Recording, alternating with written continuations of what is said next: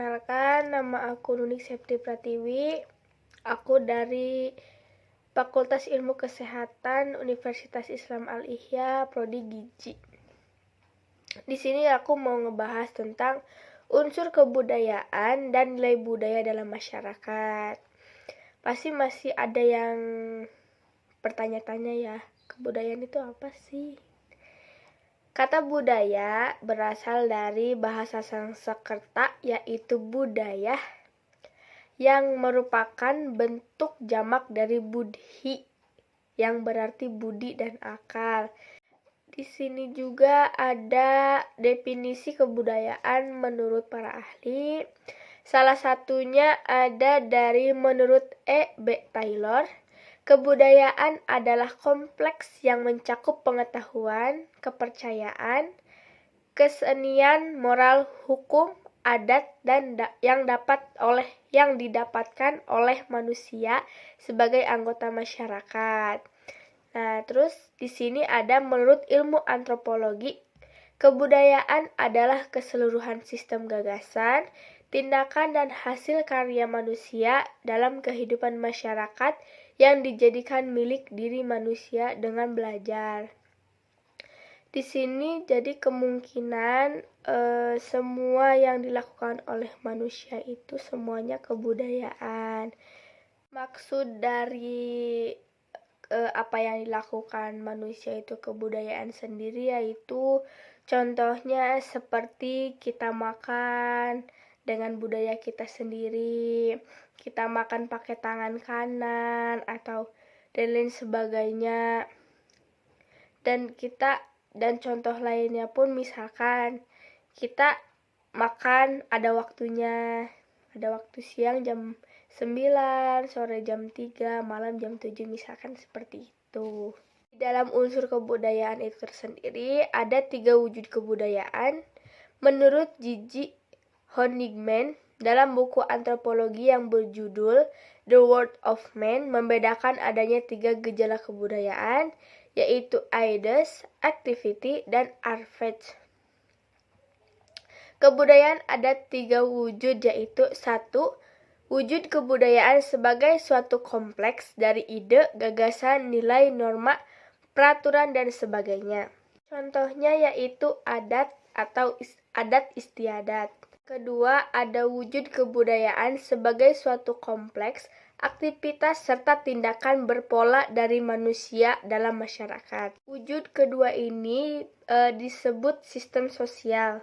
Sosial itu terdiri dari aktivitas-aktivitas manusia seperti bergaul dan sebagainya. Ketiga, ada wujud kebudayaan sebagai benda-benda hasil karya manusia. Contohnya, benda besar seperti pabrik baja, kereta api, pabrik-pabrik. Yang paling nggak asing itu ada contohnya smartphone atau handphone. Jadi inti kebudayaan setiap masyarakat adalah sistem nilai yang dianut oleh masyarakat pendukung kebudayaan bersangkutan. Sistem nilai tersebut mencakup konsepsi abstrak tentang apa yang dianggap buruk sehingga harus dihindari dan apa yang dianggap baik sehingga selalu dianuri. Dengan demikian dikenal pembedaan antara lain nilai-nilai positif dan nilai-nilai yang negatif. Nilai-nilai budaya memiliki beberapa tujuan berdasarkan pada fungsi dalam kehidupan bermasyarakat di antaranya. Yang pertama ada sebagai salah satu pedoman perilaku manusia di masyarakat. Yang kedua ada sebagai faktor pendorong munculnya pola berpikir masyarakat. Yang ketiga sebagai salah satu sumber tatanan cara berperilaku manusia yang cukup penting, misalnya hukum adat dan kebiasaan, aturan mengenai sopan santun, dan lain sebagainya. Nilai budaya sebagai ciri khas yang membedakan suatu kelompok masyarakat di suatu tempat dengan kelompok masyarakat lainnya. Maka nilai budaya memiliki karakteristik dibandingkan dengan yang lain. Antara lain, yang pertama, nilai budaya bukan merupakan bawaan dari lahir, melainkan sesuatu yang perlu dipelajari. Yang kedua, nilai budaya bisa diwariskan dari suatu orang ke orang lain atau dari suatu kelompok ke kelompok lain. Yang terakhir, ada nilai budaya memiliki simbol yang menjadi ciri khas suatu budaya.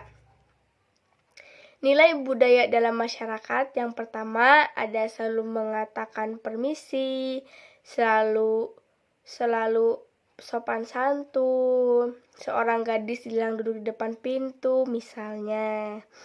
Karena mungkin seorang gadis dilarang duduk di depan pintu itu entah mitos atau fakta ya, yang katanya mungkin kalau bahasa Sunda mah nongtot jodoh. Kalau bahasa Indonesianya mungkin lama dapat jodohnya, mungkin kayak gitu ya. Ada gerebekan mulut, sedekah bumi, tradisi bayi baru lahir, azan ya, itu menurut agama Islam wajib ya, kalau ada bayi lahir harus diazanin gitu. Menjadi ramah, mengucapkan salam, saling toleransi. Mudik di hari raya Idul Fitri emang udah kebiasaan dari dulunya mungkin ya. Yang namanya mudik itu udah gak asing. Makan nasi bagi orang Indonesia belum makan. Bener banget. Di Indonesia itu kalau misalkan belum makan nasi itu belum makan. Meskipun udah kenyang pun belum makan. Dilarang menyapu malam hari. Ya, sebagian daerah tertentu juga berlaku sih kayak gitu. Terus yang terakhir ada fungsi kebudayaan. Yang pertama pakaian, rumah atau tempat tinggal, komunikasi dan pangan, nilai atau norma. Oke guys, kita lanjut ke materi konsep makan dari sudut budaya. Di sini ada beberapa definisi menurut para ahli. Yang pertama ada menurut Zainab Al-Ghazali, yaitu makan adalah ibadah. Yang kedua ada menurut Profesor Dr. Ali Khamsan, makan merupakan ajang bagi anak untuk belajar banyak hal. Nah, dan masih banyak lainnya menurut definisi menurut para ahli. Mungkin kesimpulannya ya, yang namanya manusia kalau misalkan gak makan kan ya lapar juga kan gitu.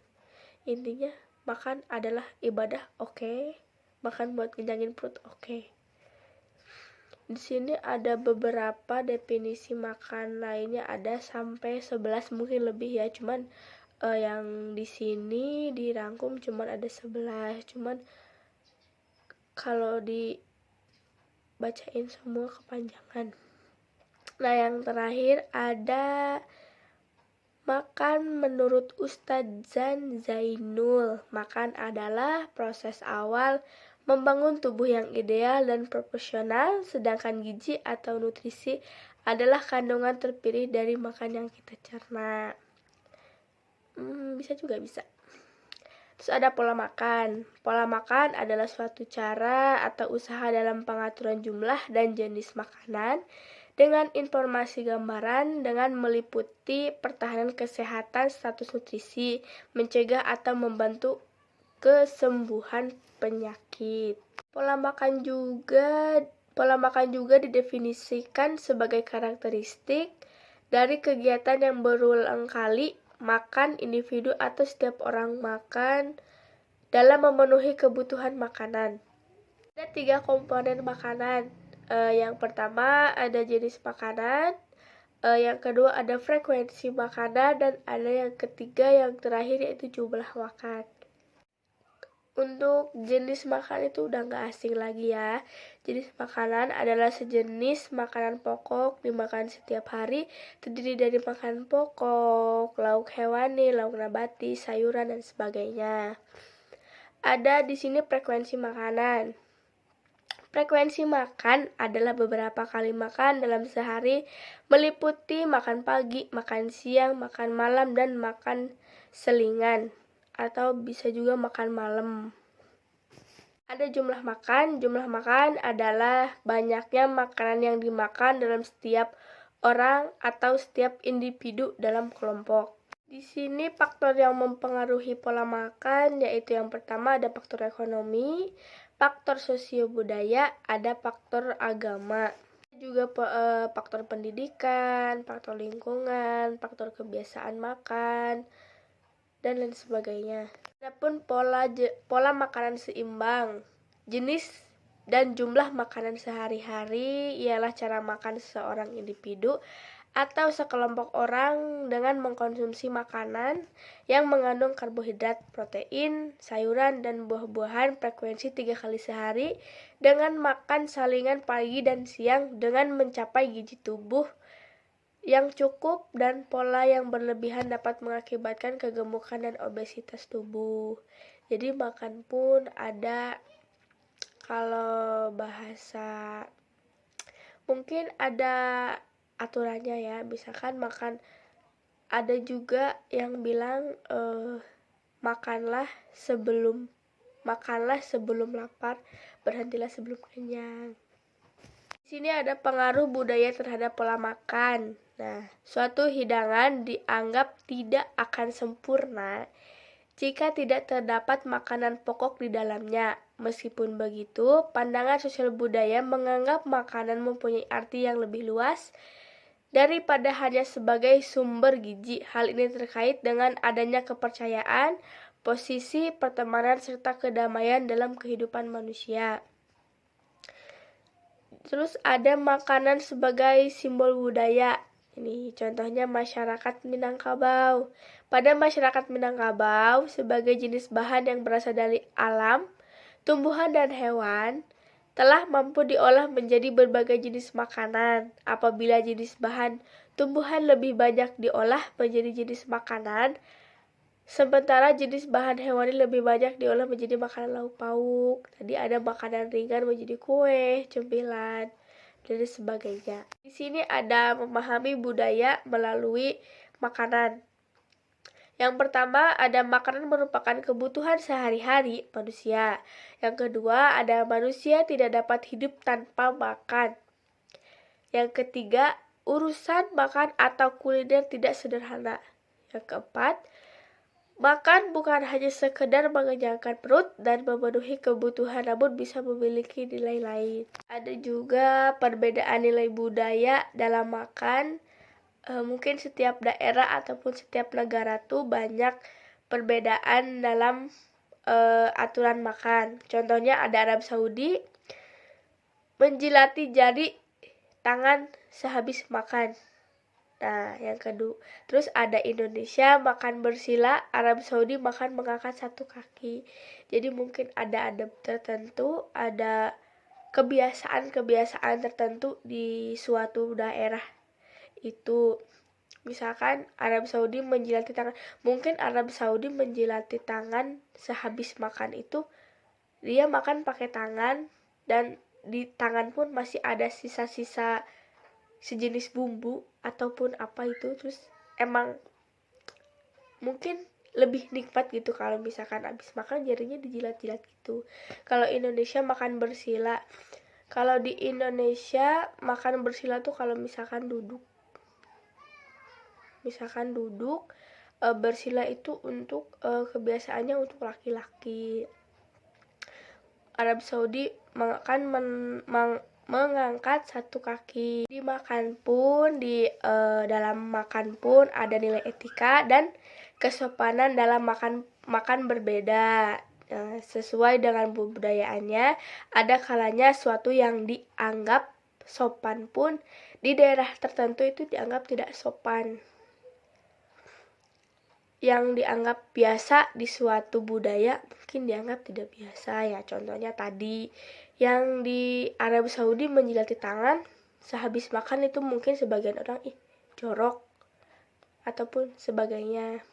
Itu mungkin karena emang udah kebiasaan, jadi ya emang udah kebiasaan gitu. Emang di daerah tertentu pun ya itu menjadi hal wajar. Cuman untuk daerah-daerah yang mungkin nggak kebiasaannya nggak gitu, jadi merasa aneh dan merasa jijik. Ini ada makanan yang di daerah tertentu dilarang dan di daerah tertentu pun emang kebiasaannya memakan itu. Nah, yang pertama ada pandangan lain menilai makanan juga berkaitan dengan jijik atau tidak jijik menurut Mulyana, apakah kita akan berselera terhadap suatu jenis makanan atau akan jijik? Nih yang terus bekicot di berbagai negara termasuk Indonesia menjadi hewan yang menjijikan. Emang di Indonesia pun sebenarnya kalau misalkan di daerah, mungkin di daerah bukan daerah terpencil tuh bekicot emang jijik. Cuman emang sebagian Indonesia itu ada kan, emang ada daerah pelosok itu emang makanan bekicot itu dimakan, dan menurut mereka emang itu makanan yang bergizi gitu, makanan bergizi, dan kalau kita yang bisa mengolahnya itu menjadi makanan yang enak. Nih yang bekicot nih di Prancis tuh menjadi makanan yang mahal kan, mungkin di daerah sana mungkin kan, kalau di kita kebanyakan jadi si hawanya tuh apa ya, nama bukan hawa, jadi kayak cuaca lembab, jadi emang banyak bekicot kan. Kalau di Prancis gitu kan hawa panas, jadi mungkin kecil lah, sebagian kecil. Terus orang barat menganggap jeroan sebagai makanan anjing. Ya, terutama di Indonesia jeroan pun mungkin ada sebagian orang yang jijik gitu, nggak suka makan jeroan gitu. Mungkin di sini ada jeroan ya, paling populer itu jeroan ayam ya, kayak usus ayam, ati ayam, ampela ayam gitu. Emang menjadi makanan yang sebagian orang enak kalau misalkan dimasak dan diolah dengan yang benar, itu menjadi makanan yang enak, bukan makanan yang jijik. Terus daging ular, buaya, landak, cacing sebagian orang jijik, namun ada juga yang memakannya. Mungkin untuk daging ular, daging buaya di Indonesia jarang banget. Mungkin di luar negeri sana tuh masih banyak yang makan daging buaya gitu. Tapi kemungkinan besar buaya itu cuman diambil kulitnya aja. Kalau daging ular di sini ada sebagian yang suka, dan sebagian ada yang cuman dijadikan sebagai obat. Terus daging cacing banyak, dan emang sebagian orang tuh hanya makan itu kalau misalkan mereka mempunyai penyakit dan obatnya memakan daging ular, terus memakan darah ular, memakan cacing dan sebagainya. Di Bali makan sapi haram dan banyak mengkonsumsi babi. Mungkin sebagian gak haram sih ya, kalau di Bali makan sapi tuh sebenarnya gak haram, ada kok banyak orang-orang Bali. Mungkin sebagian karena di Indonesia, di daerah terutama Jawa Barat kebanyakannya Islam ya, mayoritas Islam kayak gitu. Yang terakhir ada memahami kebudayaan etnik lain melalui makanan. Yang pertama ada makan merupakan kebutuhan pokok manusia, tanpa makan manusia tidak akan bertahan hidup. Karena emang udah kodratnya manusia itu harus makan ya. Karena kalau misalkan kita nggak makan, kita nggak ada gizi dan nggak ada kekuatan buat hidup gitu. Kita aja nggak makan, misalkan nggak makan sehari atau telat makan pun udah lemes, gimana kalau nggak makan. Yang kedua, setiap suku bangsa negara memiliki kebiasaan makan yang berbeda. Benar, kayak yang tadi di atas tuh memiliki kebiasaan. Kayak yang di atas kan di Arab makan pakai tangan, terus dijilatin tangannya habis makan. Terus cara duduk pun setiap daerah dan setiap negara pun beda-beda. Kayak misalkan ada setiap di Jepang atau Korea makan mie. Nah, makan mie tuh kalau misalkan di Indonesia mungkin kalau mie yang terlalu panjang kita gigit kan putus. Nah, kalau di daerah sana tuh nggak boleh, katanya harus sampai sepanjang apapun mie-nya harus sampai habis, gak boleh sisa gigit dari mulut tuh masuk lagi ke mangkok kayak gitu. Mungkin sekian yang dapat aku jelasin. Kalau ada yang salah aku mohon maaf. Sekian dari penjelasan aku. Assalamualaikum warahmatullahi wabarakatuh.